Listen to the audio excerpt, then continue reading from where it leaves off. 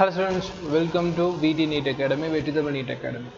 இந்த சீரீஸில் நம்ம எதை பற்றி பார்க்க போகிறோம் அப்படின்னா, நம்ம ரொம்ப நாளாக ட்ரை பண்ணிகிட்டு இருந்தது தமிழ் மீடியத்துக்கு மட்டும் வந்து பார்த்திங்கன்னா ஒரு பேட்ச் போடணும், யூடியூப்பில் ஒரு மென்டர்ஷிப் ஒன்று போடணும் அப்படின்ட்டு. ஸோ இந்த வருஷம் அது நடக்க போகுது.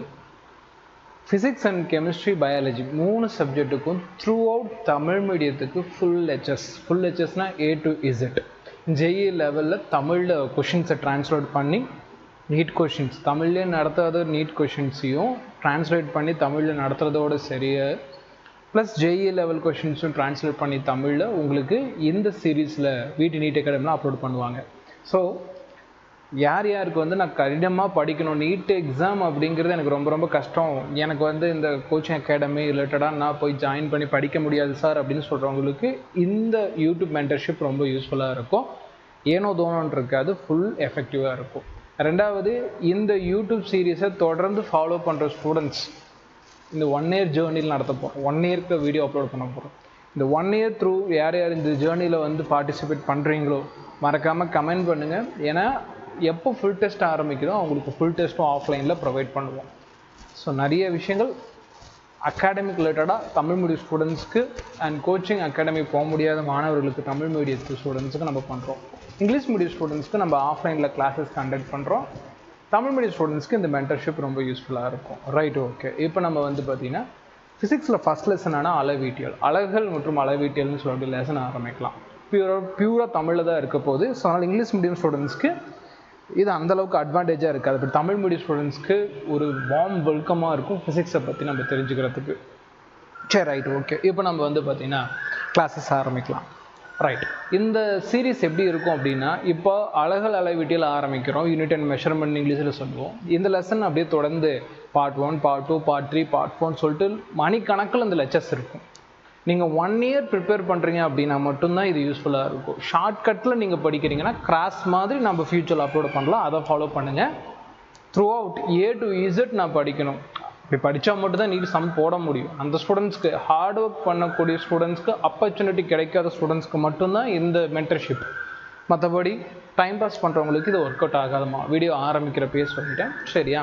ஸோ அதனால் இந்த சீரீஸ் தொடர்ந்து கண்டினியூ ஆகும். ஸ்டூடெண்ட்ஸ் வந்து இந்த வீடியோஸ் வந்து தமிழ் மீடியம் ஸ்டூடெண்ட்ஸ்க்கு ஃபார்வேர்டு பண்ணுங்கள். தொடர்ந்து இந்த மாதிரி வீடியோஸ் போட்டு தான் இருக்க போகிறோம். VT NEET Academy சப்ஸ்கிரைப் பண்ணி ஃபாலோ பண்ணிக்கோங்க.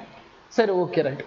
அளவீட்டியலில் நம்ம என்ன தர போகிறோம்? இந்த கதையெல்லாம் பேச போதில்லை, டேரெக்டாக நீட்டுக்கு என்ன தேவை அது மட்டும். பின்னாடி வந்து பார்த்தீங்கன்னா நீட் ரிலேட்டடான கொஷின்ஸும் இருக்குது, அதை எப்படி சால்வ் பண்ணுறது அப்படிங்கிறது எல்லாமே தொடர்ந்து பார்க்கலாம். Okay, right. இப்போ நம்ம லெக்சரை ஸ்டார்ட் பண்ணலாம். ஓகே, அளவீட்டியல்னால் என்ன? நம்ம ஒரு துணி கடைக்கு போகிறோன்னு வச்சுக்கலாமே. துணி கடைக்கு போயிட்டு வெறுமனே ஒரு 5 துணி கொடுங்க, 10 துணின்னு கொடுங்கன்னு கேட்க மாட்டோம். அளந்துறதுக்காக 5 மீட்டர் 10 மீட்டர்னு சொல்லுவோம். அப்போ அந்த மீட்டர் அப்படிங்கிறது என்ன? அலகு. இப்போ 5 கிலோகிராம்னு சார் சொன்னோன்னா அது வந்து வெயிட்டுக்கு போயிடுது இல்லையா? அது வெயிட்டு கிடையாது, இருந்தாலும் பூஜை சொல்லுவோம். அதுவே 5 செகண்டுனா நேரத்துக்கு வந்துடுது இல்லையா? அப்போது ஒரு எண்ணுக்கும் நல்லா ஞாபகம் வச்சுக்கணும், ஒரு எண்ணுக்கும் அது அழகோடு சேர்றப்போ ஃபிசிக்ஸ் இயற்பியலுக்குள்ளே வருது. சரி, அது சொல்கிறத விட எழுதுனா சுவாரஸ்யமாக இருக்கும். அப்போ வந்து பார்த்திங்கன்னா ஒரு அளவீட்டில் எதுக்கு பயன்படுது? இயற்பியல் விதிகளை விளக்கி சொல்லணும். இயற்பியல் விதிகளை விளக்கும். அதென்ன சார் இயற்பியல் விதிகளை விளக்குறது? சொல்கிறேன். ஸோ ஸ்டூடெண்ட்ஸ் வந்து பார்த்திங்கன்னா ஒரு நோட் எடுத்துக்கங்க, ரிலாக்ஸ்டாக ஒரு பிளேஸை செட் பண்ணிக்கங்க, உட்காந்து ஃபுல் லெக்சரையும் பாருங்கள், நோட்டை நோட் பண்ணிக்கங்க, அதை உட்காந்து ரிப்பீட்டடாக படிங்க. அடுத்த லெக்சர் அப்லோட் பண்ணுறதுக்கு முன்னாடி இந்த நோட்ஸ் எல்லாத்தையும் படிச்சுட்டு நெக்ஸ்ட் லெக்சருக்கு வாங்க. ஓகேவா? Right, okay. புரியாத ஸ்டூடெண்ட்ஸ், எனக்கு இது புரியல சனுவும் மறக்காமல் கமெண்ட் செக்ஷன் யூட்டிலைஸ் பண்ணிக்கோங்க. ஓகேவா? அதை நான் போடுறேன். நம்ம டெலிகிராம் சேனல் லிங்க்கும் டிஸ்கிரிப்ஷனில் தரேன், ஜாயின் பண்ணிக்கோங்க. வாட்ஸ்அப் சேனலும் இருக்குது, ஜாயின் பண்ணிக்கோங்க. ரைட்டு, இயற்பியல் விதிகள்னால் என்னென்ன? இப்போது உதாரணத்துக்கு நியூட்டன் வந்து ஒரு 3 விதிகள் சொல்கிறார். 1ஆம் விதி, 2ஆம் விதி, 3ஆம் விதி. அந்த 3 விதிகளையும் வந்து பார்த்திங்கன்னா வேர்டாக சொல்லிடலாம், வார்த்தைகளாக சொல்லிட முடியும் குழந்தைங்களா.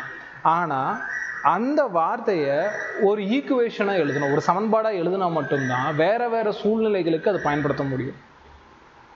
அப்போது அந்த சமன்பாடு உருவாகுது பார்த்தீங்களா, அந்த சமன்பாடு ஒரு விதி மூலமாக நிர்ணயிக்கப்படும். இந்த விதி, அதாவது நியூட்டன் இதை தான் சொல்கிறாரு, இதை மாற்றக்கூடாது, இது ஒரு விதி. ஓகேவா? ஹெல்மெட் போட்டு தான் வண்டி ஓட்டணும் அப்படிங்கிற ஒரு விதிங்கிற மாதிரி F=ma அப்படிங்கிறது ஒரு விதி. அப்போ அந்த விதியை விளக்கணும்னா கண்டிப்பாக நம்ம அளவீட்டியல் பயன்படும். அளவீட்டியலை எது மூலமாக பயன்படுத்துகிறோம்? கருவிகளை பயன்படுத்தி நம்ம அளக்க முடியும். அப்போ கருவிகள் அப்படிங்கிறது அளக்கிறதுக்கு பயன்படக்கூடிய ஒரு உபகரணம். வேறு வேறு கருவிகள் இருக்குதுன்னு வச்சுக்கலாமே.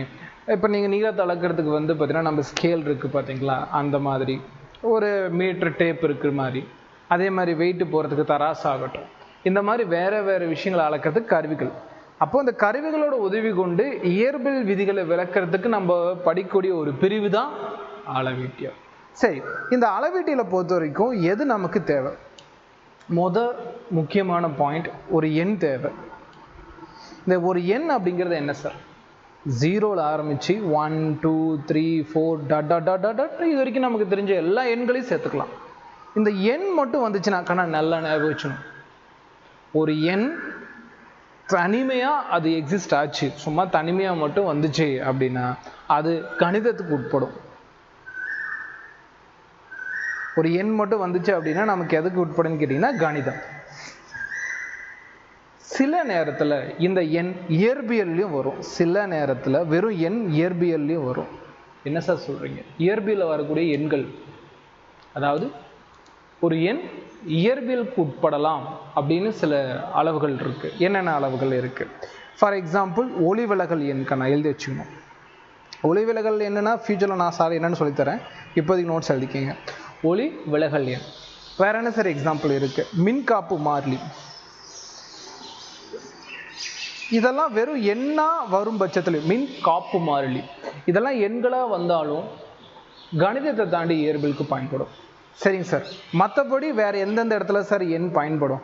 எண் வந்து பார்த்தீங்கன்னா சில இடத்துல தனிமையாக வரும். அந்த தனிமையாக வரப்போ வெறும் எண் மதிப்பை மட்டும் பெற்றிருக்கும் பட்சத்தில், வெறும் எண் மதிப்பு மட்டும் பெற்றிருக்கும் பட்சத்தில் அதோட ஒரு அலகு இணையலாம், அதோட ஒரு அலகு இணையலாம். அலகுனா என்ன சார்? இன்னும் கொஞ்சம் நேரத்தில் பேச போகிறோம். அலகுனா என்ன, அதுதான் இன்றைக்கி நமக்கு டாப்பிக்கு. ஸோ ஒரு அலகோடு அது இணையும். ஒரு எண் நல்ல ஞாபகம், ஒரு எண் ஒரு அலகோடு சேர்ந்துச்சு அப்படின்னா அதுதான் இயற்பியல் அளவீடு. இயற்பியல் அளவீடுனா இயற்கணிதத்தில், அதாவது நம்ம ஃபிசிக்ஸில் படிக்கக்கூடிய எந்த ஒரு ஆளாக இருந்தாலும் அவன் தான் இயற்பியல் அளவீடுன்னு சொல்லுவோம். சார் உதாரணங்கள் சொல்லுங்கள் அப்படின்னா அதுதான் ஃபுல்லாக சொல்ல போகிறேன், நோட் பண்ணிக்கிங்க. சரி, என்னங்க சார்? ஒரு நம்பர் எடுத்துக்கிறேன், ஃபார் எக்ஸாம்பிள் 5. ஒரு அலகு எடுத்துக்கிறேன், கிலோகிராம். எது நிறையோடது? 5 கிலோகிராம்னா நிறை தானே. சரி, அதே எண் எடுத்துக்கிறேன், வேற ஒரு அலகு, உதாரணம் செகண்ட் சார் போடுறேன் அப்படின்னா அது காலத்துக்கு வந்துடுதா? ரைட். 5 எடுத்துக்கிறேன், அதுவே வந்து பார்த்திங்கன்னா ஒரு கெல்வின்னு போட்டுக்கிறேன். அப்போ இது எது வருது? வெப்ப நிலைக்கு வருதா? வெப்பம் இல்லை, வெப்பநிலை. அப்போ பாயிண்ட் என்ன சார்? ஒரு எண் ஒரு அலகோடு சேர்ந்துச்சுன்னா, ஒரு எண் ஒரு அலகோடு சேர்ந்துச்சுன்னா அதுதான் இயற்பியல் அளவீடு. ரொம்பலாம் சார் வந்து பார்த்தீங்கன்னா குழப்பலை. இதை ஃபிசிக்ஸில் எப்படி சார் சொல்லுவாங்க அப்படின்னா PQ, physical quantity which is equal to என்னன்னா நம்பா, யூனிட்னா யூ, NU. NUக்கு தனியாக ஒரு லெக்சர் நான் போடுறேங்கண்ணா, நீங்கள் பார்ப்பீங்க ஃபியூச்சரில். ஏன்னா அது பேஸ் பண்ணி ப்ராப்ளம்ஸ் வரும். NU எப்படி யூஸ் பண்ணா அப்படின்னு கேட்டிங்கன்னா N1 U1 which is equal to N2 U2. இதுக்கு ஒரு தனி லெக்சர் நான் நெக்ஸ்ட் அப்லோடு பண்ணுவேன். சம்ஸ் அதில் நிறைய கேட்பாங்க, சரியா? அப்போ அது வந்து பார்த்தீங்கன்னா ஃபியூச்சரில் சீக்கிரமாக நான் அப்லோட் பண்ணுறேன், நீங்கள் பார்ப்பீங்க.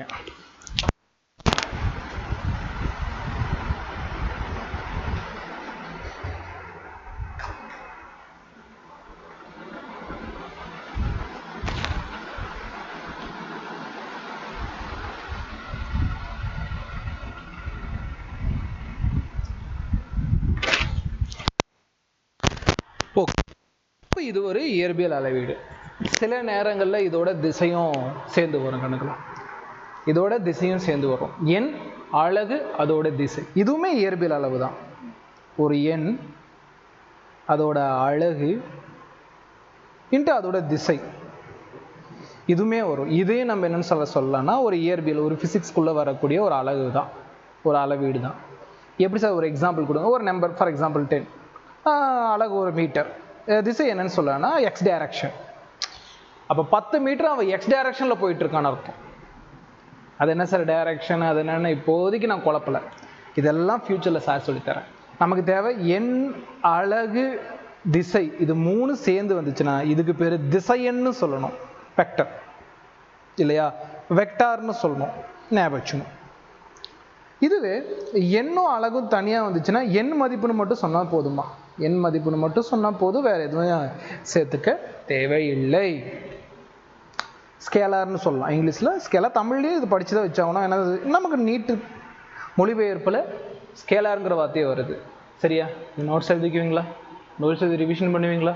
இது அப்படின்னு மட்டும் தான் ஞாபகம் இருக்கும். Right, okay. வீடியோவை போய் பார்த்துட்டு இருக்காமல் நோட்ஸ் எழுதுங்க, அதுக்காக தான் நானும் எழுதி போட்டு நடத்துகிறேன். Right, okay. அப்போது இப்போ ஓரளவுக்கு ஃபார்முலாஸ் எல்லாம் அண்டர்ஸ்டாண்ட் ஆக ஆரம்பிச்சிருக்கோம். அப்போ நம்ம டைரெக்டாக இயற்பியல் அளவீடுக்கு என்னென்ன வகைகளாக பிரிக்கலாம், ஒரு இயற்பியல் அளவீடுனா என்னென்னு நமக்கு தெரிஞ்சிருச்சு. ஓகேவா? இப்போ உதாரணத்துக்கு 5 அப்படிங்கிறது இயற்பியல் அளவீடா இருக்கலாம் சில நேரங்களில், அதிகபட்சமாக கணிதத்துக்கு சொந்தம். இதுவே 5 ஆம்பியர் அப்படின்னா இயற்பியலுக்கு சொந்தம், அது ஒரு இயற்பியல் அளவீடு தான். ஓகேவா? நோட்ஸ் எழுதிக்கங்க. ரைட். அலகுகள் இப்போ அதுதானே தேவை. கிலோகிராம், மீட்டர், செகண்ட், எல்லா அலகுகளும் இந்த வீடியோவில் சொல்லிடுறேன். அலகுகள் எப்படி சார் பிரிக்கலாம்? நான் அலகுகளை 3 வகையாக பிரிக்கலாமா? ஃபர்ஸ்ட் வந்து பார்த்தீங்கன்னா அடிப்படை அளவீடுகள். அடிப்படை அளவீடுகள், அடிப்படை அலகுகள்னு சொல்லலாம். அதிலிருந்து தோன்றிய வழி அலகுகள். அடிப்படை அலகுகள், வழி அலகுகள், அதை தொடர்ந்து பின்தொடர்ந்து துணை அலகுகள்னு 2 பேர் தான். நான் இங்கே எழுதி போட்டுறேன். இதை பற்றி நம்ம சீக்கிரமாகவே டிஸ்கஸ் பண்ணலாம். துணை அலகுகள் 2 அலகுகள் தான். ஒன்று வந்து தல கோணம், இன்னொன்று திண்ம கோணம். சரி, இதை பற்றி நம்ம ஃபியூச்சரில் பார்க்க தான் போகிறோம், அதனால் ஒன்றும் ப்ராப்ளம் இல்லைக்கண்ணா. அடிப்படை அறிவுகள் மொத்தம் 7 பேர். இவனை தான் இன்றைக்கி லெக்சரில் நீங்கள் எல்லோருமே அதிகமாக மெமரி பண்ணக்கூடிய ஃபஸ்ட்டு ஃபிசிக்ஸ் டாபிக் இதுதான். வழி அளவுகள் நிறைய இருக்குமா? அது நிறைய இருந்தாலும் எல்லாத்த பற்றி நம்ம இன்றைக்கி டிஸ்கஸ் பண்ணிடலாம். Right, okay. அடிப்படை அளவுகள்னால் என்ன? ஃபஸ்ட் அதை நம்ம பார்க்கணும். ஆனால் ஒரு அலகு மற்ற யாரோட உதவி இல்லாமல் தனித்தே அர்த்தம் கொடுத்துச்சுன்னா, தனிச்சிருந்து அர்த்தம் தந்துச்சுன்னா, அதுதான் அடிப்படை அளவுகள். ஃபார் எக்ஸாம்பிள் 7 அலகுகள் இருக்காங்க. கிலோகிராம் அப்படின்னு நான் சொன்னேன்னா அது நிறைய விளக்கிடுமா? தனியாகவே அது நிறைங்கிற ஒரு விஷயத்தை விளக்க முடியும். நிறைய பேர் கிலோகிராம் அப்படின்னா எடையோட அலகுன்னு நினைக்கிறோம். கடைக்கு போகிறோம், 10 கிலோகிராம் எடை போட்டு கொடுங்கன்னு சொல்கிறோம். தப்பான அர்த்தம் அது. 10 கிலோகிராம் அப்படின்னா அது நிறையோட அலகு. அப்போ எடையோட அலகு என்ன சார்? தனியாக அது குறிப்பு போட்டு எழுதி வச்சுக்கிங்கம்மா. எடையோட அலகு அப்படின்னு பார்த்தோம்னா நியூட்டன். ஆமாம், நியூட்டன் இல்லையா? கிலோகிராம் மீட்டர் பை செகண்ட்னு சொல்லணும். Kilogram metre by second square, இப்படி தான் சொல்லணும். சரி, ஓகே. அது நமக்கு இப்போ தேவையில்லை. இது ஒரு வழி அலகு, அது ஓரமாக வச்சிடலாம். அடிப்படை அலகுல முதல் அலகு கிலோகிராம். 2வது அலகு என்ன சார்? செகண்ட் எதை சார் குறிச்சிச்சு? காலம். இதோட பரிமாணத்தை பற்றியில் இப்போ பேசல, அது அடுத்த லெக்சர். 3வது இடத்துல யார் சார் இருக்காங்க? 3வது இடத்துல என்ன சார் இருக்கு? மீட்டர். மாற்றி கூட சொல்லலாங்கண்ணா, 7 வரிசை சொன்ன அவசியம் இல்லை. மீட்டர் அப்படிங்கிறது வந்து பார்த்தீங்கன்னா நீளத்தை குறிக்கும். 4வது கெல்வின். வெப்பத்தை சொல்லாது, வெப்பநிலையை சொல்லுவோம். வெப்பநிலையை சொல்லுவோம். 5வது ஆம்பியர், மின்சாரம். 6வது மோல். MOL நிறுத்திக்கணும், E போடக்கூடாது. பொருட்களின் அளவுன்னு சொல்லுவாங்க. இதை பொருட்களின் அளவுன்னு சொல்லுவாங்க. நோட் பண்ணிகிட்டே வரணும். 7வது நமக்கு என்னென்ன முடிஞ்சிருக்கு? Kelvin, ampere, mole. இன்னும் ஒன்றுனா கிலோகிராம், செகண்ட் முடிஞ்சிருச்சு. மின்சாரம், பொருட்களோட அளவு, ஆம்பியர்,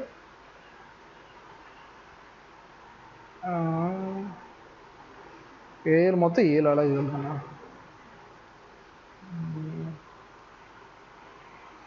இது அதிகமாக நமக்கு சிலபஸில் இல்லை. இது கேண்டிலா, ஒளிச்செறிவு.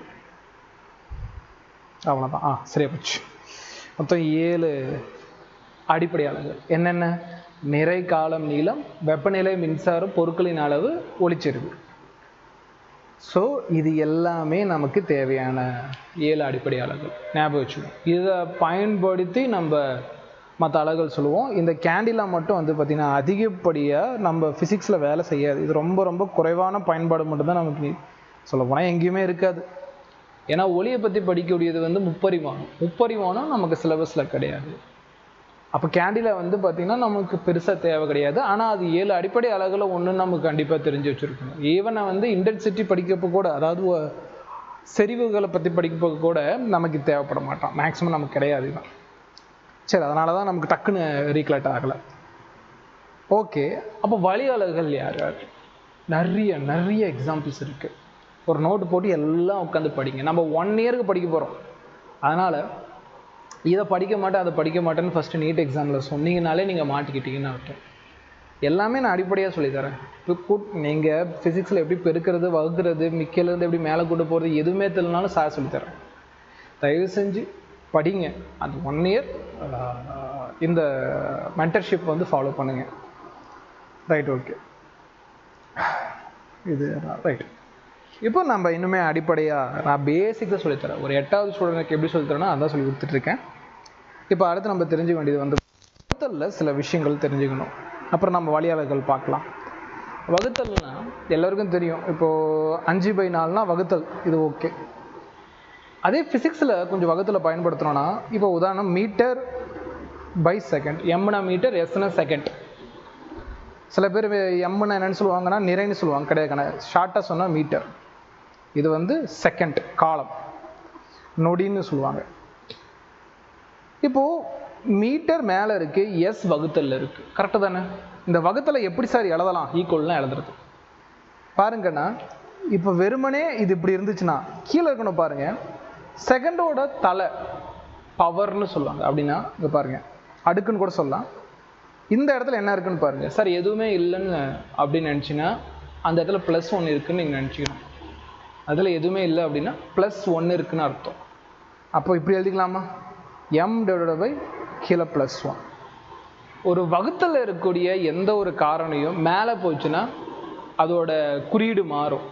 கீழே இருந்து ப்ளஸ்ஸாக இருந்தால் மேலே போனால் மைனஸ், கீழே மைனஸாக இருந்தால் மேலே போகிறப்ப ப்ளஸ். அப்போ இது மேலே கொண்டு போனால் செகண்ட் பவர் -1 இப்படி தான் இருக்கணும். சார் இன்னொரு எக்ஸாம்பிள் கொடுங்க அப்படின்னா காண. இப்போ மீட்டர் பை செகண்ட் ஸ்கொயர் இருக்குது, மீட்டர் பை செகண்ட் ஸ்கொயர் இருக்குது அப்படின்னா இது எப்படி எழுதலாம் சொல்லுங்கள் பார்ப்போம். மீட்டரை விட்டுருங்க, மேலே இருக்கணுக்கு பெரிய பிரச்சனை வராது, மேலே இருக்கணும் பெரிய பிரச்சனை வராது. மீட்டர் கீழே இருக்கிறது செகண்ட் பவர் +2. கரெக்டாக எதுவுமே இல்லை, கிடையாது. அங்கே 2 இருக்குது. 2 இருக்குன்னா +2. சில நேரத்தில் -2 கூட இடம்பெறலாம். இந்த +2 மேலே போனால் -2. குட். அப்போ m/-2ன்னு சொல்லணும்.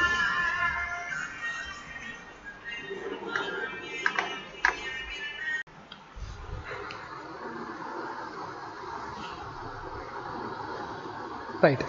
இப்போ இன்னும் கொஞ்சம் சில எக்ஸாம்பிள்ஸ் எல்லாம் பார்க்கலாம். ஸோ எந்த மாதிரி ப்ராக்டிஸ் பண்ணால் பெட்டராக இருக்கும் அப்படிங்கிறத பார்ப்போம். நமக்கு தேவை கீழே ப்ளஸ் இருக்குது சார் சொல்லிட்டீங்க, மைனஸ் இருந்துச்சுன்னா for example W weber divide by ampere power -2 இருக்குது. அப்போ என்ன சார் பண்ணணும்? சிம்பிளான லாஜிக் தான். கீழே வந்து ஒரு அடுக்கில் ப்ளஸ்ன்னு இருந்துச்சுன்னா மேலே வரப்போ மைனஸ்னு சார் சொல்கிறல நோட் பண்ணுங்கள். அதே மாதிரி கீழே மைனஸ் இருந்தால் மேலே வரப்போ ப்ளஸ். அப்போ இது எப்படி எழுதலாம்? மேலே இருக்கிறத அப்படியே டிஸ்டர்ப் பண்ண வேணாம், அப்படியே விட்டுருங்க. ஸோ W a/-2 மேலே போனால் a/+2 அவ்வளோதான். இப்படி தான் ப்ராக்டிஸ் பண்ணணும். இன்னொரு எக்ஸாம்பிள் தட்டா. For example force per area அப்படின்னா கீழே இருந்தால் பவர் +1, மேலே வந்தால் -1. அப்போ f/-1. ஏன் +1? ஏன்னா இந்த இடத்துல எதுவுமே இல்லை. எதுவுமே இல்லைன்னா +1 இருக்குன்னு அர்த்தம். நோட் பண்ணிக்கணுமா? இதெல்லாம் வந்து குறிப்பு மாதிரி எழுதி வச்சுக்கணும். என்னென்னு எதுவும் இல்லை அப்படின்னா என்ன சொல்லலாம்? அந்த இடத்துல +1 இருக்குன்னு அர்த்தம். ஸோ இந்த மாதிரி சின்ன சின்ன நோட்ஸ் நீங்கள் எழுதுறீங்களே, இந்த நோட்ஸை தான் நீங்கள் ஒரு பெஸ்ட்டு ஸ்டூடெண்ட்டாக, பெஸ்ட்டு நாலேஜபிள் பர்சனாக மாறுவீங்க. ஸோ இந்த மாதிரி குட்டி குட்டி நோட்ஸ் எழுதுறதுக்கெல்லாம் சுணக்கம் காட்டாமல் உட்காந்து எழுதுங்க. ஓகேங்க, அது இன்னுமே உங்களோட ரேங்கை பெட்டர்மெண்ட் பண்ணும். சரி, ஓகே, ரைட். இப்போ சிலது உங்களுக்காக நான் கொடுத்துருக்கேன், ஸ்க்ரீனில் காட்டக்கூடியதெல்லாம் நீங்கள் ட்ரை பண்ணி பாருங்கள். கீழே இருந்து மேலே வரப்போ என்ன மாதிரி வரும். சார் 2 இருந்துச்சுன்னா தனித்தனியாக நான் சொன்ன விஷயத்தை அப்ளை பண்ணுங்கள். For example weber divided by metre square, kelvin power +4 இருக்குன்னு -4 இருக்குன்னு வச்சுக்கோ. இது மேலே வரப்போ W அப்படியே வச்சுக்கோங்க. m பவரில் என்ன இருக்குது? +2. மேலே வந்தால் -2. Very good. K பவர் என்ன இருக்குது? -4. மேலே வந்தால் +4. அவ்வளோதான். ஸோ இந்த மாதிரி நீங்கள் அப்ளை பண்ணி ஒரே லைன் எழுத கற்றுக்கணும். இதை வந்து பார்த்தீங்கன்னா நீங்கள் உங்களோட செல்ஃபாக முயற்சி செஞ்சு பாருங்கள். கண்டிப்பாக நல்ல ப்ராக்டிஸ் ஆகணும் இதுக்கு. ஏன்னா நம்ம ஒரு பெரிய பெரிய சம் போட்டுட்ருப்போம், ரொம்ப வேகமாக போட்டுட்ருப்போம். அப்போ இந்த மாதிரி குட்டி குட்டி விஷயங்களில் தப்பு பண்ணிங்கன்னா நம்ம நல்லா படித்தாலும் கடைசி நேரத்தில் என்ன ஆகிடும்னா டைம் மேனேஜ்மெண்ட் பண்ண முடியாமல் போயிடும். ஸோ அப்போ இதை மாதிரி இன்னுமே நீங்கள் என்ன பண்ணிக்கிங்க, தொடர்ந்து முயற்சி பண்ணிக்கிட்டே இருங்க. இந்த மாதிரி நிறைய விஷயங்கள் எடுத்து போட்டுகிட்டே இருங்க. அடுத்தது இதெல்லாம் வந்து அடிப்படை அலகுகள். மொத்தம் அடிப்படையில் 7 பார்த்துருக்கோமா, 7ஐயும் ஒரு டைம் நோட் பண்ணிவிட்டு 7ஐயும் வந்து பார்த்தீங்கன்னா ஒரு டைம் டெஸ்ட் எழுதி பார்த்தீங்கன்னா போதுமானது. அதோட அலகுகள் என்னென்ன அப்படிங்கிறதையும் நீங்கள் ஒரு டைம் டெஸ்ட் எழுதி பார்த்துக்கிங்க. நோட்டை மூடி வச்சுட்டு ஒரு டைம் தனியாக எழுதி பாருங்கள். சூப்பராக உங்களுக்கு அது அண்டர்ஸ்டாண்ட் ஆகும். வழி அலகுகள்லாம் என்ன சார் அப்படின்னா, அடிப்படை அலகுகளே சார்ந்ததுமா. ஒரு அடிப்படை அலகு இருக்குன்னா அந்த அடிப்படை அலகுகளின் கூட்டுன்னு கூட சொல்லலாம். தனித்து இயங்காதுமா, தனிச்சே இருக்க முடியாது. என்ன சார் உதாரணம் சொல்றீங்கன்னா, எம்னு சொன்னால் மீட்டர் பை செகண்ட் நான் சொல்லிட்டேன்னா இது ஒரு வழி அலகு. அதாவது ஒன்றுக்கும் மேற்பட்ட, ஒன்று மட்டும் இல்லை, ஒன்றுக்கும் மேற்பட்ட அடிப்படை அலகுகள் வழி அலகுகள், வேற எதுவும் கிடையாது. அப்படி சொல்லிட்டேன், ஒன்றுக்கும் மேற்பட்ட. இது ஒரு அடிப்படை அலகா, இது ஒரு அடிப்படை அலகு. 2 அடிப்படை அலகுகள் சேர்ந்துச்சுன்னா வழி அலகுகள், டிரைவ்டு யூனிட்ஸ்னு சொல்லுவோம். சரி, இப்போ உதாரணத்துக்கு நீங்கள் ட்ரை பண்ணி பார்ப்போம். இப்போ சார் சொல்கிறேன், மீட்டர் பை செகண்ட் ஸ்கொயர். இது ஒரு, இங்கே பாருங்கள், மீட்டர் வந்திருக்கு, செகண்ட் வந்திருக்கு. அப்போ இது என்னது, இது ஒரு வழி அலகு. சரி, எத்தனை வழி அலகுகள் சார் இருக்குது? அடிப்படை அலகுகள் 7 சொன்னீங்க, வழி அலகுகள் எத்தனை இருக்குது? நம்மளால் அது எண்ணிக்கையில் சொல்ல முடியாமல் இந்த மொத்த இயற்பியலுமே வழி அலகுகள் டிபெண்ட் ஆகிருக்கும். எல்லாம் ஏகப்படுத்து வந்துக்கிட்டே இருக்கும். நான் இப்போ ஆரம்பித்தாலும் ஒரு நாள் ஃபுல்லாக சொல்லலாம், அவ்வளோ அலகுகள் இருக்குது.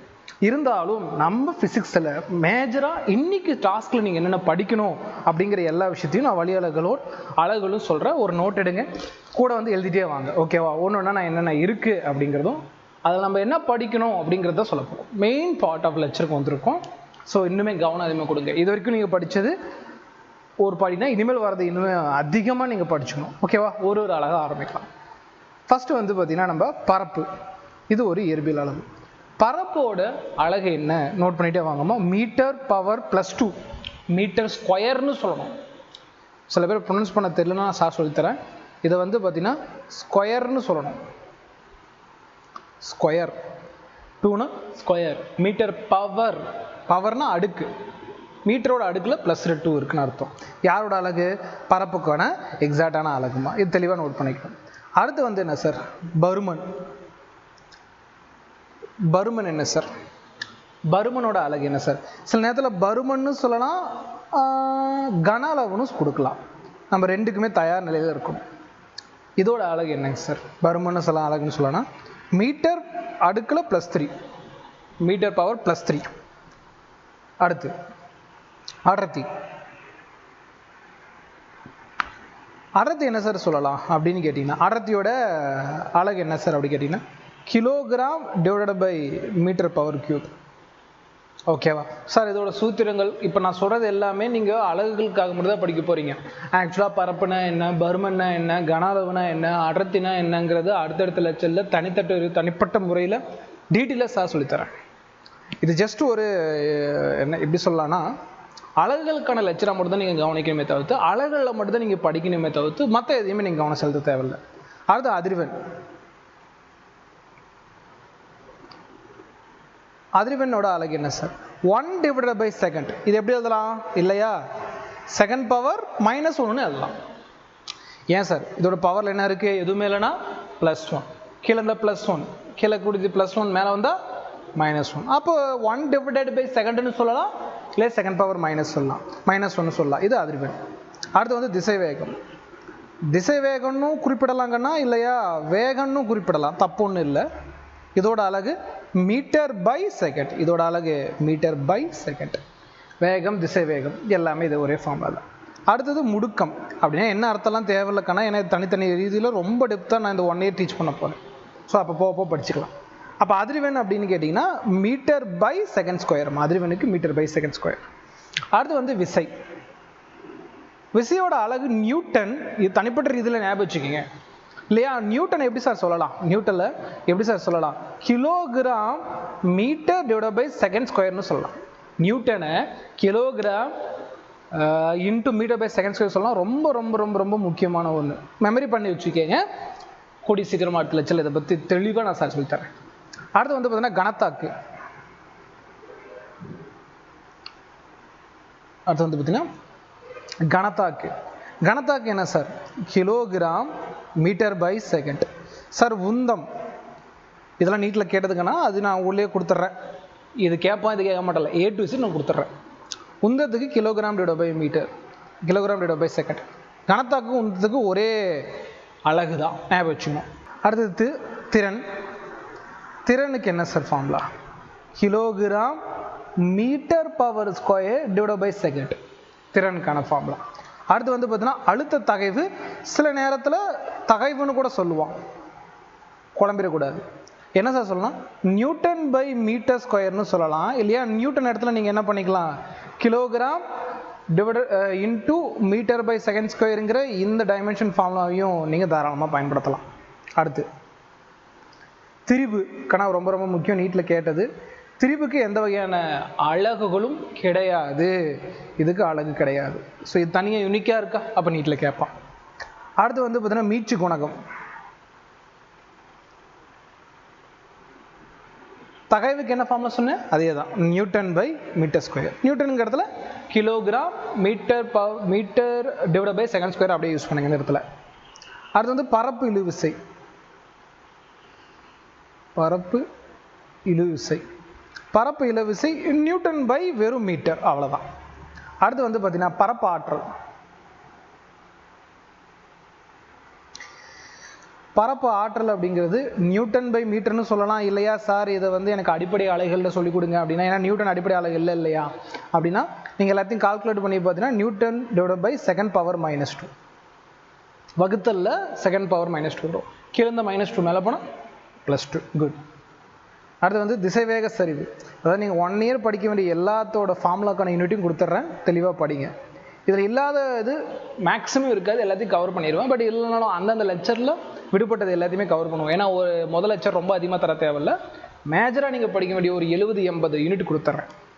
திசைவேக சரிவு. திசைவேக சரிவுக்கு செகண்ட் பவர் -1. அடுத்து வந்து அழுத்த சரிவு.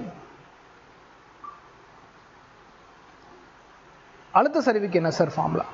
Kilogram metre power -2 second power -2 அப்படியே பிரிச்சுக்கலாம். பாகியல் எண். பாகியல் எண்ணுக்கு என்ன sir? Kilogram metre power -1 second power -1. அடுத்து வந்து கோணம். ஆனால் இந்த இதில் கோணம் அப்படிங்கன்னா sine theta, cos theta, tan theta, மற்ற எந்த தீட்டாக்களாக இருந்தாலும் அதுக்கு என்ன கிடையாது, அதுக்குன்னு அழகு கிடையாது. அடுத்து வந்து பார்த்தீங்கன்னா கோண திசைவேகம். சார் திசைவேகத்தோட ஃபார்முலா பயன்படுத்தலாமானா அப்படிலாம் கிடையாது. கோண திசைவேகத்துக்கு செகண்ட் பவர் -1 பயன்படுத்தணும். அடுத்து கோண முடுக்கம். ரெக்கார்டிங் போயிட்டுருக்கு. கோண முடுக்கம். கோண முடுக்கத்துக்கு செகண்ட் பவர் -2 பயன்படுத்தணும். இது எப்படி வந்துச்சுங்கிறதெல்லாம் அது தனிப்பட்ட ரீதியில் அந்தந்த லெக்சரில் சார் கவர் பண்ணுறேன். இப்போதைக்கு நம்ம டேரெக்டாக போயிட்டுருக்கலாம். கோண முடுக்கம். கோண முடுக்கத்துக்கு அப்புறமேட்டுக்கு சுழற்சி ஆரம். சுழற்சி ஆரத்துக்கு நம்ம எம் பயன்படுத்தணும். எம்னா மீட்டர், ஆரம்னா நமக்கு என்ன வரப்போகுது, மீட்டர் மட்டும் தான் வரப்போகுது. அதனால் அதுக்கு அலகு வெறும் மீட்டர் மட்டும் தான் சொல்லணும். அடுத்து நிலைமை திருப்புத்திறன். இதுக்கான அர்த்தம் நான் சொல்கிறேங்கன்னா மற்றது லெசனில் பார்ப்போம். இப்போதைக்கு யூனிட் நம்ம மெமரி பண்ண ஆரம்பிச்சிடலாம். Kilogram metre power +2. அடுத்து வந்து பார்த்திங்கன்னா கோண உந்தம். கோண உந்தம் பொறுத்த வரைக்கும் kilogram metre power +2 second power -1. அடுத்தது விசையின் திருப்புத்திறன் இல்லையா, இரட்டையின் திருப்புத்திறன்னு சொல்லலாம். இரட்டையின் திருப்பு திறன். இதுக்கு என்ன சார் பயன்படுத்தணும்? இரட்டையின் திருப்புத்திறன் அப்படின்னு கேட்டிங்கன்னா kilogram metre square second power -2. அடுத்து வந்து திருப்பு விசை. திருப்பு திறன் இல்லை கணையா, திருப்பு விசை. திருப்பு விசை kilogram metre power +2 second power -2. அடுத்து வந்து கோண அதிர்வெண், ஃப்ரீக்வென்சின்னு இங்கிலீஷில் சொல்லுவோம். கோண அதிர்வெண் செகண்ட் பவர் -1, s பவர் -1 காலம் சொல்லக்கூடியதில்லை. அது வந்து அலைநீளம். அலைநீளத்துக்கு வந்து பார்த்தீங்கன்னா நம்ம டைரெக்டாக மீட்டரை பயன்படுத்துவோம். அது வந்து நெக்ஸ்ட் பேஜ் சொல்லிட்டா ஹப்பிள் மாறிலி.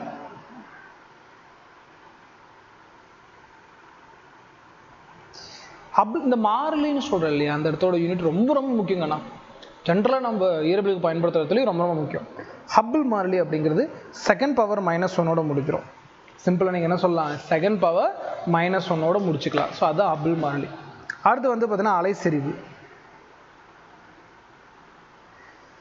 அலைசெறிவுக்கு கிலோகிராம் செகண்ட் பவர் -3.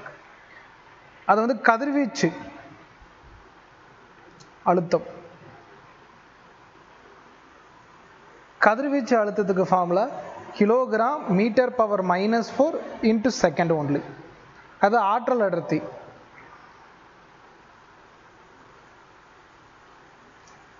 ஆற்றல் அடர்த்திக்கு kilogram metre power -1 second power -2. அடுத்தது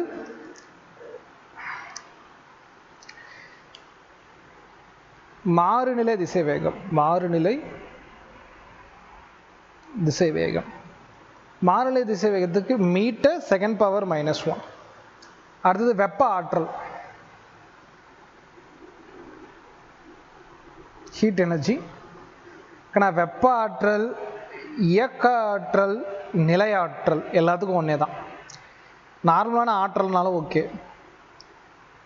நிலையாற்றல்னு சார் சொன்னாலும் ஓகே. இதுக்கான அர்த்தம் ஃபியூச்சரில் சொல்லித்தரேன். இதுக்கு யூனிட் ஒன்று தான், எல்லாத்துக்கும் ஒரே யூனிட் தான். Kilogram metre power +2 second power -2. அடுத்த கிளாஸ் வரப்போ இது நல்லா எல்லோரும் படிச்சுட்டு வந்திருப்பீங்க அப்படின்னு நம்புகிறேன். நெக்ஸ்ட் வச்சு சீக்கிரமாக அப்லோட் பண்ணிடுவேன். தொடர்ந்து இந்த 1 year ஃபுல் அப்லோடிங் தான். அது வந்து பயனூறு திறன். பயனூறு திறனுக்கு எந்த வகையான டைமென்ஷன் ஃபார்ம்லாம் கிடையாது, 0. அடுத்து வந்து பார்த்திங்கன்னா கோண கணத்தாக்கு, கோண தனத்தாக்கம் kilogram metre power +2 second power -1. அது ஈர்பியல் மாறிலி, ரொம்ப ரொம்ப முக்கியமான ஒரு மாறிலி. Kilogram power -1 metre power +3 second power -2. அடுத்து வந்து பார்த்திங்கன்னா வெப்பத்திறன் இல்லை என்ட்ரோபி, ரெண்டுக்கும் பயன்படுத்தலாம். நிறைய பேர் கேட்பீங்க, சார் நான் டேரெக்டாக யூனிட்டை மெமரி பண்ணட்டுமா சார் அப்படின்னு கேட்டிங்கன்னா, நான் அதுக்கு தான் இந்த லெக்சரை நான் சார் தரேன். ஆனால் இதோட ரியல் ஃபார்முலாவை நீங்கள் புரிஞ்சுக்கணும். அந்த ரியல் ஃபார்முலா நீங்கள் புரிஞ்சுக்கிட்டிங்கன்னா அதிலிருந்து ஈஸியாக நீங்கள் யூனிட்டை போட்டுக்கலாம். அதுக்கு இன்னும் டைம் இருக்குது இல்லையா? ஸோ இந்த இடைப்பட்ட காலங்களில் நீங்கள் யூனிட்டை மெமரி பண்ணுங்கள். எந்த அளவுக்கு நீங்கள் மெமரி பண்ணுற ஸ்கில்ஸை டெவலப் பண்ணுறீங்க அப்படிங்கிறதுக்கு தான் இந்த லெக்சர் நான் உங்களுக்கு புட் பண்ணுறேன். ஏன்னா இதோட ஃபார்முலா படிச்சதுக்கப்புறம் யூனிட் போட்டிங்கன்னா இன்னும் ரொம்ப ரொம்ப சுலபமாக இருக்கும். பட் இதெல்லாம் நீங்கள் மெமரி பண்ணிட்டீங்கன்னா ஃபார்முலா நடத்துகிறப்ப இன்னும் ஈஸியாக புரியும். ஸோ மற்றவங்களோட நீங்கள் ஒரு படி முன்னாடி இருக்க ஆசைப்படுறீங்கன்னா படிங்க. ஸோ நான் ஃபார்முலா நடத்துனதுக்கு அப்போ தான் சார் யூனிட் மெமரி பண்ணணும்னு உட்காராமல் வேறு என்ன ஒர்க் இருக்குது, நீங்கள் இதுக்காக ஹார்ட் ஒர்க் போடுவீங்கன்னு நம்பி தான் நம்மளை ஒரு லெக்சர் எடுத்து இந்த 1 year நடத்த போகிறோம். அப்போ அதே நம்பிக்கையோடு நீங்களும் உட்காந்து படிங்க, ஹார்ட் ஒர்க் பண்ணுங்கள், கண்டிப்பாக நீங்கள் மெமரி பண்ணுவீங்க. அப்படிங்கிறதுக்காக தான் நான் போடுறேன். ஃபார்முலா நடத்ததுக்கப்புறம் இன்னும் சூப்பராக புரியும், இன்னும் சூப்பராக மெமரி ஆகும். அது வந்து பிளாங்க் மாறிலி, ரொம்ப ரொம்ப முக்கியமாக ஜூல் செகண்ட், ரொம்ப ரொம்ப முக்கியமானது. ஜூல் செகண்ட்னு சொல்லலாம் இல்லையா? Kilogram metre power +2 second power -1. அடுத்து வந்து வெப்ப ஏற்புத்திறன்.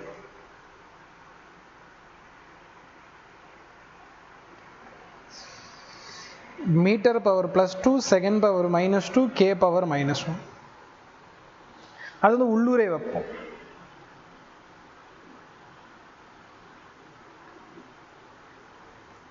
உள்ளுறை வெப்பத்துக்கு வந்து மீட்டர் பவர் +2 செகண்ட் பவர் -2. அடுத்து வந்து வெப்ப விரிவு குணகம், ரொம்ப ரொம்ப முக்கியமாக பை டிகிரி செல்சியஸ்னு படிப்போம், ஃபியூச்சர் சொல்லித்தரேன். அல்லது வெப்ப விரிவாக்கம்னு கூட சொல்லலாம். வெப்ப விரிவாக்கம் 1/Kelvin, அவ்வளோதான். அடுத்து வெப்ப கடத்துத்திறன்.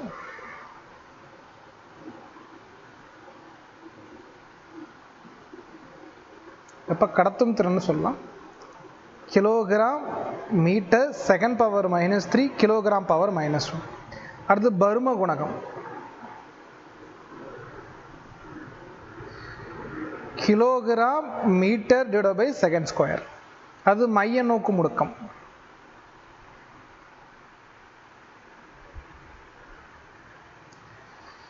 மைய நோக்கு முடுக்கம் metre divided by second square. முடுக்கத்துக்கான அதே ஃபார்முலா தான். இப்படியும் சொல்லலாம் இல்லையா, மீட்டர் கீழே இருந்தால் +2 மேலே வந்தால் -2, இப்படியுமே நீங்கள் சொல்லலாம். அடுத்து ரொம்ப ரொம்ப முக்கியமானது ஸ்டீஃபன் மார்லி.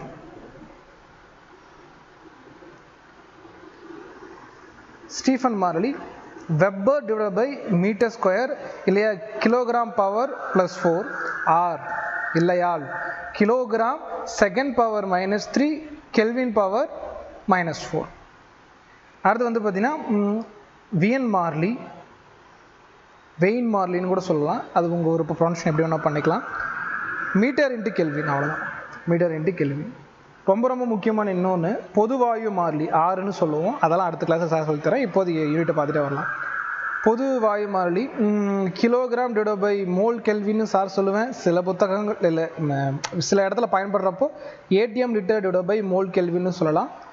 இங்கே நம்ம அலகு வடிவில் பார்க்குறப்போ kilogram metre power +2 second power -2 kelvin power -1.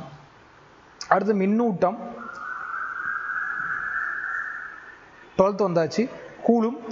கூலும்னு சொல்லலாம் இல்லையா, ஆம்பியர் இன்ட்டு செகண்ட்னு சொல்லலாம், ஏ ஃபார் ஆம்பியர். அடுத்து மின்னூட்ட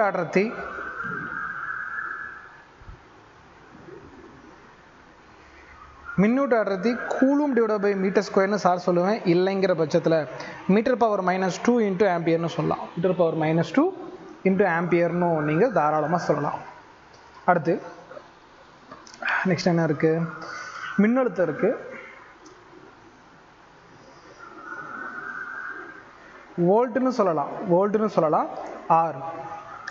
இதெல்லாம் ரொம்ப ரொம்ப முக்கியங்கண்ணா. Kilogram metre power +2 kelvin power -3 ampere power -1. அடுத்தது மின் தடை,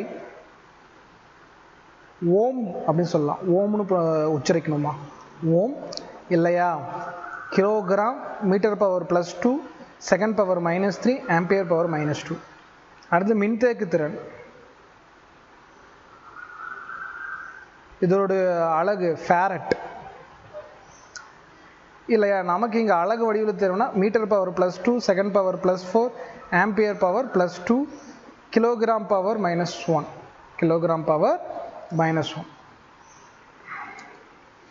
சரியா போச்சு, கிலோகிராம் பவர் -1. அடுத்து வந்து மின்புலம், kilogram metre second power -3 ampere power -1. அடுத்து வந்து பார்த்தீங்கன்னா மின்புல பாயம், kilogram metre power +3 second power -3 ampere power -1. அடுத்து மின் இருமுனை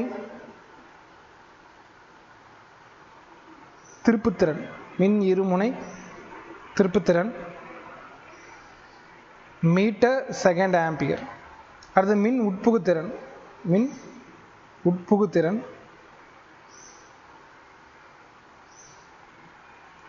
coulomb divided by newton metre square.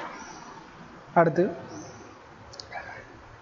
மின்புல வலிமை இல்லையா, மின்புல செறிவுக்கு இதை பயன்படுத்தலாம், மின்புல செறிவுக்கும் சார் இதை பயன்படுத்துவேன். மின்புல செறிவுக்கும் என்னென்னு பயன்படுத்தணும்னா kilogram metre second power -3 ampere power -1. அடுத்து வந்து பார்த்தீங்கன்னா காந்தப்புலம், அதே மாதிரி காந்தப்பாய அடர்த்தி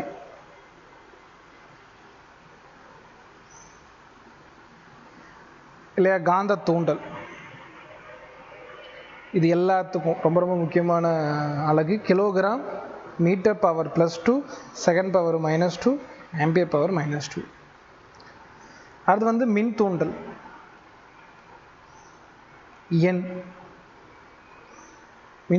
எண், kilogram metre power +2 kelvin power -2 ampere power -2. அடுத்து வந்து காந்த இருமுனை திருப்புத்திறன், மின் இருமுனை இல்லை, காந்த இருமுனை திருப்புத்திறன்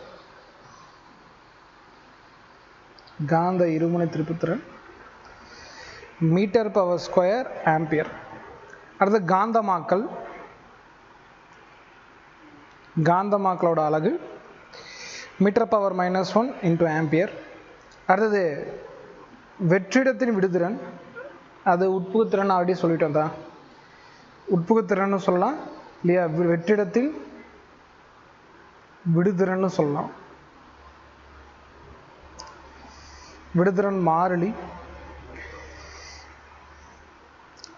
kilogram metre second power -2 ampere power -2 or coulomb divided by newton metre square, இதுவும் சொல்லலாம்.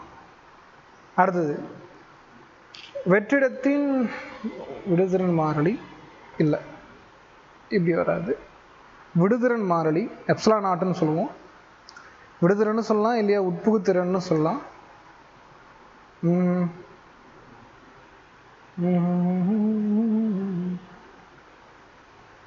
இல்லை, விடுதிறன் தான். விடுதிறன் எப்சிலான் நாட்டு, உட்புகுத்திறன்னா மியூ நாட்டு. அப்போ இது வேணாம், இதை அழிச்சிடலாம். ஏன்னா இது கொஷினில் கேட்டது, இது நீட்டில் ஆல்ரெடி கேட்டது. இது சார் அழிச்சிட்றேன். விடுதிறன் தான் எப்சிலான் நாட்டு. விடுதிறனோட அலகுன்னு பார்த்தோம்னா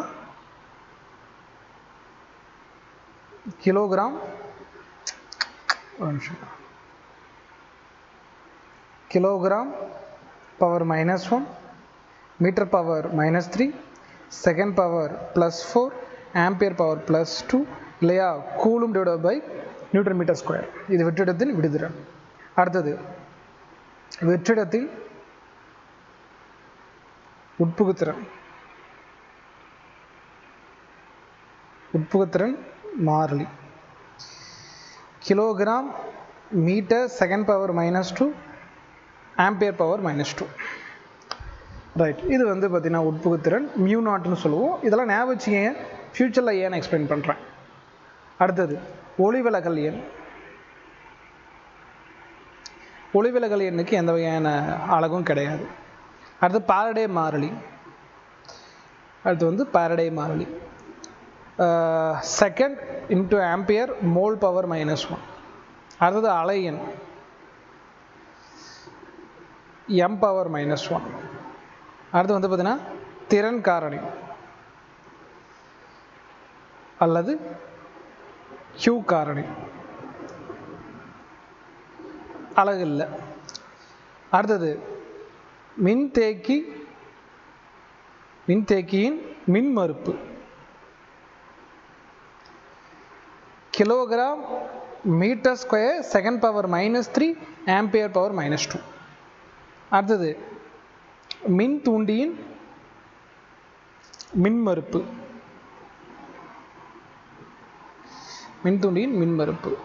kilogram metre square second power -3 ampere power -2.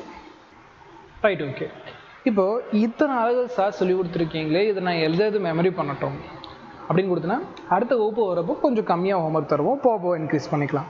எல்லாமே படிக்க வேண்டாம், மாறிலின்னு சொல்லி கொடுத்துருப்போம் பார்த்தீங்களா, எதாவது முடிவில் மாறிலின்னு வருதோ அதோட எல்லா அலகுகளும் மெமரி பண்ணிட்டு வாங்க அடுத்த வகுப்புக்கு. அது போக நான் 2 விஷயங்கள் சொல்லி கொடுத்தேன். ஒன்று எப்சிலான் நாட்டு, இன்னொன்று மியூ நாட்டு. ஒன்று வந்து விடுதிறன், அதான் இங்கே இருக்கும் பாருங்க, விடுதிறன் ஒன்று, உட்புகுத்திறன், 2 திறன்களை பற்றி சொல்லி கொடுத்தேன் இல்லையா. விடுதிறனுக்கு வந்து பார்த்தீங்கன்னா kilogram power -1 metre power -3 second power +4 metre power ampere power +2 coulomb இல்லைக்கா, coulomb square divide by newton metre square. நான் தனியாக கூட தரேன் பாருங்க, இதையும் நீங்கள் படிச்சுட்டு வாங்க. எழுதி போட்டுட்டா ஒரு டைமு.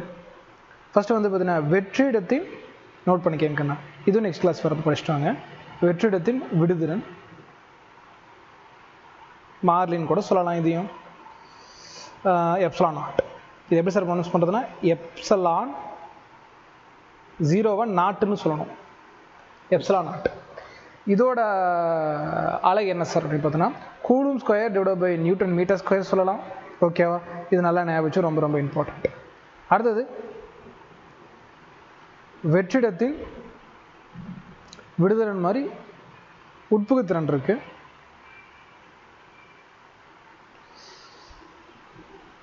உட்புகுத்திறன் மாறிலி மியூ நாட்டுன்னு சொல்லுவாங்கண்ணா, மியூ நாட்டுன்னு ப்ரொனவுன்ஸ் பண்ணணும், மியூ நாட். இதுக்கு நிறைய வகையில் சொல்லுவாங்க, நான் எல்லாத்தையும் படித்து வச்சுக்கணும். என்னென்ன சொல்லலாம்? ஹென்ரி பை மீட்டர் சொல்லலாம் இல்லையா, நியூட்டன் பை மீட்டர் ஸ்கொயர் சொல்லலாம், அதுவும் இல்லையா டெஸ்லா மீட்டர் டிவைட் பை ஆம்பியர்னு சொல்லலாம். ஓகே, இது எல்லாமே நமக்கு இருக்குது இல்லையா. இது கூட சொல்லலாம் வெப்பர் மீட்டர் டிவைட் பை ஆம்பியர்னு சொல்லலாம். இந்த மாதிரி நிறைய யூனிட்ஸ் இருக்குது. இது எல்லாமே நீங்கள் இன்றைக்கி ஹோம்ஒர்க்காக நோட் பண்ணிவிட்டு அடுத்த கிளாஸ் வரப்போ மெமரி பண்ணிவிட்டு வாங்க. ஓகே, டே 1லேருந்து நல்லா ப்ரிப்பேர் பண்ணுங்கள். இது எல்லாமே அலகுகள். இதை பற்றி உங்களுக்கு எதாவது சொல்லணும் அப்படின்னா எனக்கு கமெண்ட் பண்ணுங்கள். ரைட்டு, இப்போ கொஷின்ஸ் பார்க்கலாம். வெப்ப கடத்து திறனின் அலகு பாருங்க, அலகு கேட்டிருக்கான். நமக்கு 2 வகையான அலகுகள், எல்லா அலகையும் எழுதி போட்டு படிச்சிங்க. அவங்க ஏதாவது பொதுவான அலகு என்னன்னு கேட்குறான். அதாவது நம்ம பார்க்க அடிப்படை அலகுகளை பொறுத்தலாம் பொதுவான அலகு நீங்கள் எடுத்து பாருங்கள். Weber metre power -1 kelvin power -1. இதுதான் வந்து வெப்ப கடத்துத்திறனோட அலகு. 2019 நீட்டில் கேட்டிருக்காங்க. ஸோ இந்த மாதிரி தான் கேட்பான், சிம்பிளாக கேட்பான். ஒருவேளை பேப்பர் வந்து நமக்கு ஈஸியாக இருக்கணும் அப்படின்னு. பேப்பர் ஈஸியாக டிஃபிகல்ட்டை பற்றி யோசிக்காது. ப்ரிப்பேர் பண்ணுற மைண்டில், ப்ரிப்பேர் பண்ணுற குழந்தைங்க மனசில் அது இருக்கவே கூடாது. ப்ரிப்பேர் பண்ணிட்டு இருக்கீங்க அவ்வளோதான், அது ஈஸியாக கஷ்டமாக நெக்ஸ்ட் பார்த்துக்கலாம். முதல்ல டோட்டல் சிலபஸ் கவர் பண்ணதுக்கப்புறம் ஈஸியாக கஷ்டமாக நீங்கள் பேசணும். வெப்ப கடத்துத்திறன் அலகு ஆன்சர் ஆப்ஷன் 2 சிம்பிளா. ரைட், அடுத்து வெற்றிடத்தின் விடுதிறனின் அலகு எப்சான் கேட்டிருக்கான். விடுதிறன் என்ன சொல்லி கொடுத்தா யோசிச்சு பாருங்க. Coulomb divide by newton metre square சொல்லி கொடுத்துருப்பான். அது எக்ஸாக்ட் கிடையாது. Coulomb square divide by newton metre square. இங்கே இருக்கா பாருங்க, கூலும் பவர் ஸ்கொயர் வகுத்தல் நியூட்டன் ஒரு டாட் போட்டு மீட்டர் ஸ்கொயர் கொடுத்துருப்பான். எல்லாம் ஒன்று தான். இதை தான் அவன் அப்படி கொடுத்துருக்கான், வேற ஒன்றும் கிடையாது. இப்படி தான் இருக்கும். நம்ம வந்து பார்த்தீங்கன்னா ஜென்ரலாக இப்படி படிக்கணும் அப்படின்னா வகுத்தலாம் அவன் இப்படி கொடுத்து தான் இப்படி தான் கொடுப்பான். ஏன்னா ஒரே லைனில் தான் அவன் மேக்ஸிமம் கொடுப்பான். அப்போ அதுக்கேற்ற மாதிரி நம்ம போக அனுபவத்தில் இந்த விஷயங்களை புரிய ஆரம்பிச்சிடும். ஸோ இந்த கேள்விக்கு பதில் ஆன்சர் ஆப்ஷன் சி. இது வந்து 2004 நீட்டில் கேட்டிருக்காங்க. Right, okay. இப்போ அடுத்தது தகைவு அப்படிங்கிறதுக்கு நம்ம தெரியும். நேர்த்தகவுன்னா என்னென்னு தெரியணும். நேர்த்தகவு அப்படின்னா எதுக்கு, நமக்கு நீட்டில் அது எப்படி பயன்படுது அப்படின்னு நம்ம தெரிஞ்சுக்கணும். ப்ரொப்போஷனல்னு சொல்லுவாங்க, நான் இப்படி கொடுப்பாங்க, இப்படி சுழிச்சு கொடுத்துருவாங்க. இதுக்கு அர்த்தம் இதோட வலது பக்கமும் இடது பக்கமும் இருக்கக்கூடிய விஷயங்கள் ஒன்றோடு ஒன்று நேர்த்தகவு. அப்போ இது அதிகரிச்சிச்சுன்னா இதுவும் அதிகரிக்கும், இது குறைஞ்சிச்சுன்னா இதுவும் குறையும். ரொம்பலாம் நான் குழப்பல. ஒரு பக்கம் அதிகரிச்சுன்னா இதுவும் அதிகரிக்கும், ஒரு பக்கம் குறைஞ்சிச்சுன்னா இதுவும் குறையும். வேறு எதுவுமே அதில் கிடையாது. உதாரணத்துக்கு நான் என்ன சொல்கிறேன்னா X is directly proportional to ஒய்ன்னு சொல்கிறேன். அப்போ எக்ஸ் பகுதிகளில் ஒன்று அதிகரிக்குதுன்னா ஒய் பகுதியும் அதிகரிக்கணும்னு அர்த்தம்.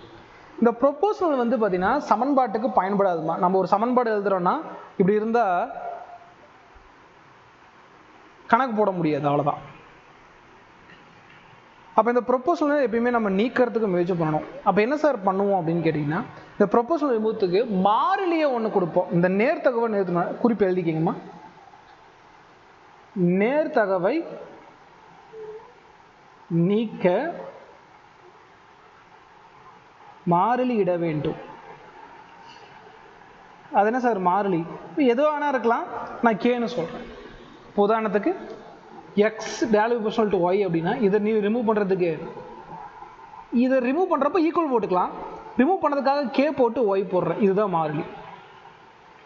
மாறிலி பக்கத்தில் நீங்கள் என்ன போடலாம், இந்த மாதிரி சமக்குறி போடலாம், தப்பு இல்லை. அப்போ இந்த நேர்த்தகவை நீக்கினா மட்டும்தான் நமக்கு சம்மில் நேர் இது இப்படி வரணும். நேர்த்தகவு, இந்த நேர்த்தகவை நீக்கணும் அப்படின்னா இந்த இடத்துல இது மாதிரி மாறிலியை அறிமுகப்படுத்தணும். ஞாபகம் வச்சுக்கோங்க, இது முக்கியமான பாயிண்ட்டு.